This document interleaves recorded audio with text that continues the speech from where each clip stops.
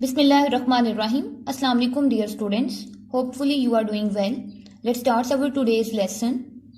Students, open page number 5. Today we will revise question number 3 and 4 of chapter number 1, lesson number 1. So let's start. Question number 3 is, how are the seasons caused? So here in this question we have to tell how the seasons are formed. So let's see the answer. Here is the answer of question number 3. So let's read the answer. The different seasons and climate conditions on the earth are caused by its revolution around the sun and by the tilt of its axis. Explanation. So the different seasons and climate conditions are caused by two reasons. The first reason is revolution. As we know that the earth revolves around the sun in an orbit. And the second reason is due to the tilt of the earth on its axis. As the earth is not straight, but it is tilted on its axis on 23.5 degrees. Let's see this phenomena through a diagram. Students, this is our sun and the sun is in the center of the solar system, and this is our earth and the earth is revolving around the sun. This is the equator, and equator is the imaginary line that passes through the center of the earth and divides the earth into two hemispheres, northern hemisphere and southern hemisphere. And this is the axis of the earth. As you can see here, the earth is not straight, but it is slanting or tilted at an angle. And the seasons are formed due to these two reasons. First, revolution, and second, the tilt of the earth.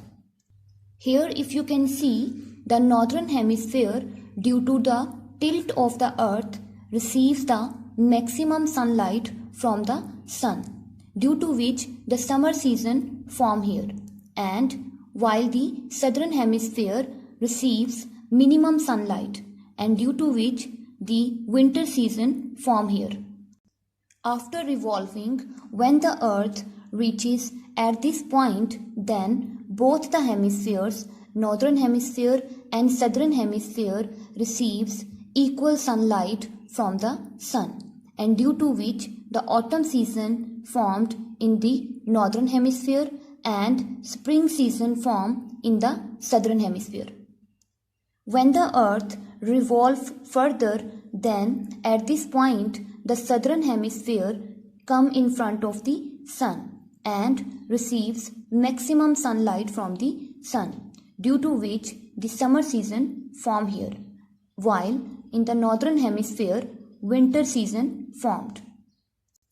When the earth revolves further, then at this point again both the hemispheres receives equal sunlight from the sun, and due to which the spring season formed in the northern hemisphere and autumn season formed in the southern hemisphere. Moving towards the next question. Question number 4 is, where on the earth's surface is the sun hottest throughout the year? So here in this question we have to tell which part of the earth is hottest throughout the year. Let's see the answer of this question. Here is the answer of question number 4. So let's read the answer.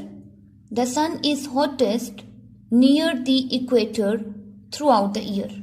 Explanation. So it's mean the sun is hottest throughout the year near the equator. What is an equator?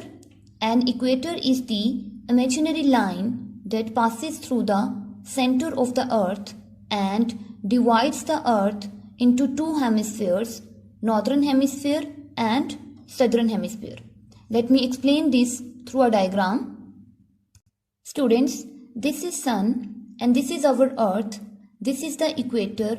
An equator is an imaginary line that passes through the center of the earth and divides the earth into two hemispheres, northern hemisphere and southern hemisphere. As you can see here, the sun rays are direct on the equator, due to which the equator receives maximum heat from the sun and remains hot throughout the year. While if you can see here, the sun rays are slanting here. So this part of the earth do not receive maximum heat, and here the temperature is low.